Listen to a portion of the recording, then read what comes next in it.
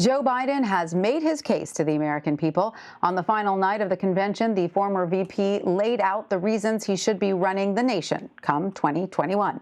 Now it's President Trump's turn. The Republican National Convention will be mostly virtual, just like the DNC, because of the pandemic.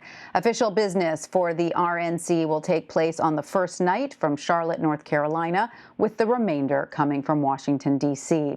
The Republican Party has not yet revealed the full lineup. However, we know on Tuesday, First Lady Melania Trump will speak from the White House Rose Garden.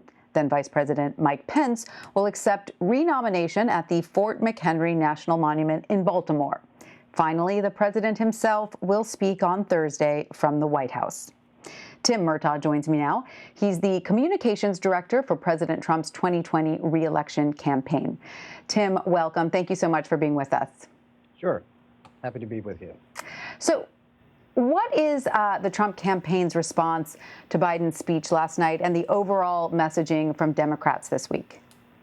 I think what you heard from Democrats is a really dim and dark view of the nation. I mean, to hear Joe Biden tell it, when the nation was founded 244 years ago, it was broken at its inception. It remained broken for 244 years, and it remains broken today. And to hear the Democrats describe it, it's a wonder why anyone would ever want to live here. And I think that's going to be the stark contrast between the Democrats' message and what you hear from Republicans and President Trump next week, in that President Trump is a very optimistic man, and he believes that the United States is the greatest country that has ever existed on the face of the earth.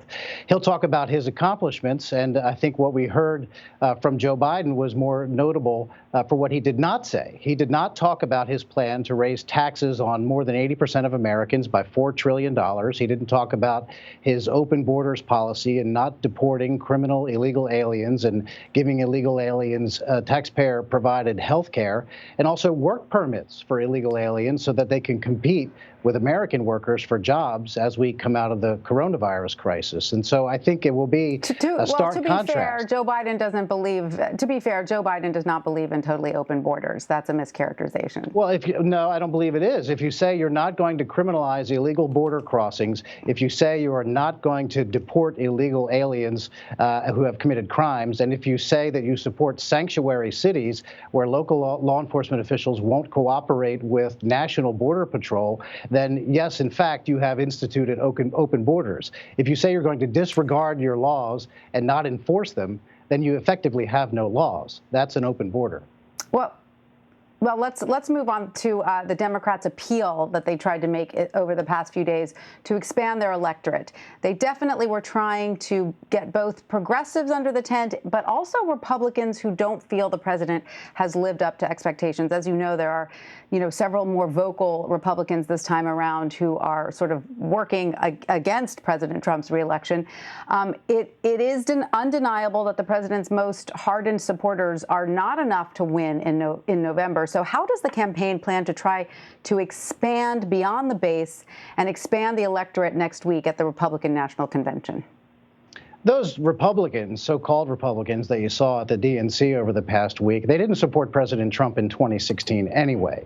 And so to trot them out again, I don't think really tells people much. The president has record support within the Republican Party, and that was proven during all the Republican primaries, and it's proven every single month when we post our fundraising numbers. Record support within the Republican Party. But the president's record itself in the first 3.5+ years of his administration does appeal to a wide swath of America.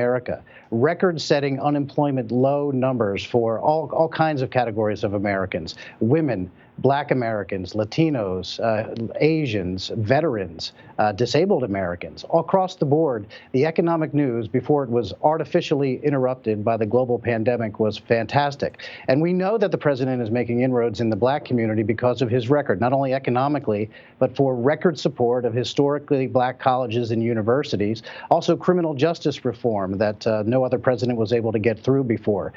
Looking at charter schools and school choice in inner cities, which the Democrats oppose. And we know that the president is making inroads among Black voters, and you can tell that by Joe Biden's behavior. Joe Biden is actually spending millions of dollars on television ads reaching out to Black voters, which is something that Democrats in a general election generally don't do. When you have to spend money as a Democrat to shore up the black vote, it means you know that your numbers in that community are soft. And so the president has expanded his voter base.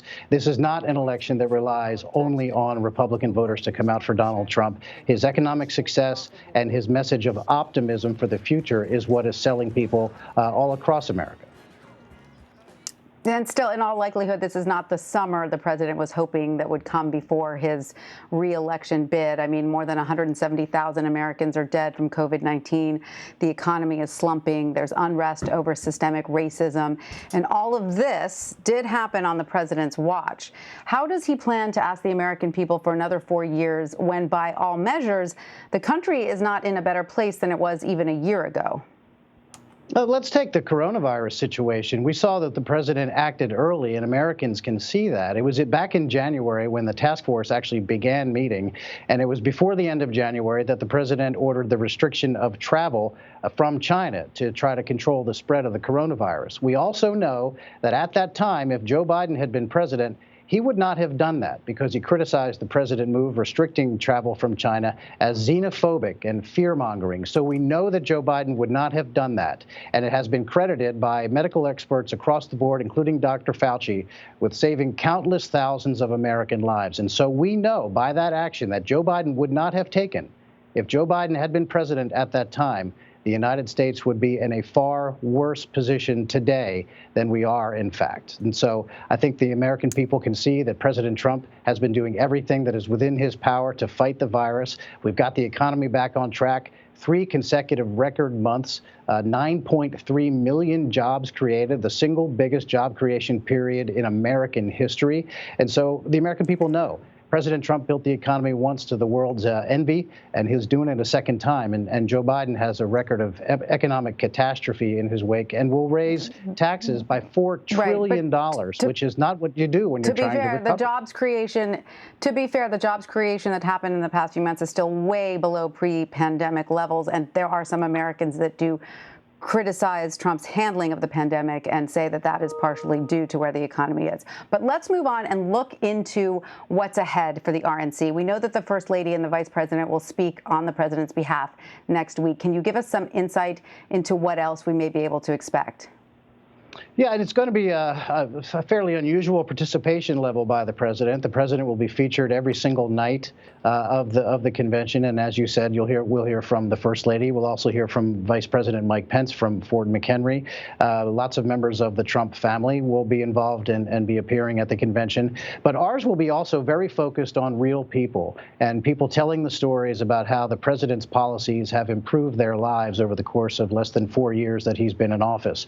We'll also be hearing, we think pretty interestingly, from some people who escaped and survived brutal socialist totalitarian regimes, places like Cuba and Venezuela, and what it means to them to now be Americans and here pursuing the American dream like is not possible in any other country in the world. And so it will be a vision of America that is bright, that is optimistic, and that is forward-looking, as well as looking at the accomplishments that President Trump has managed to achieve for the American people. So the overarching theme is honoring the great American story, and I think it's one that Americans can watch and look at with pride. All right, Tim Murtaugh, thank you so much. We look forward to seeing it, and thank you for joining us. We really appreciate your time. You bet, Tanya. Thank you.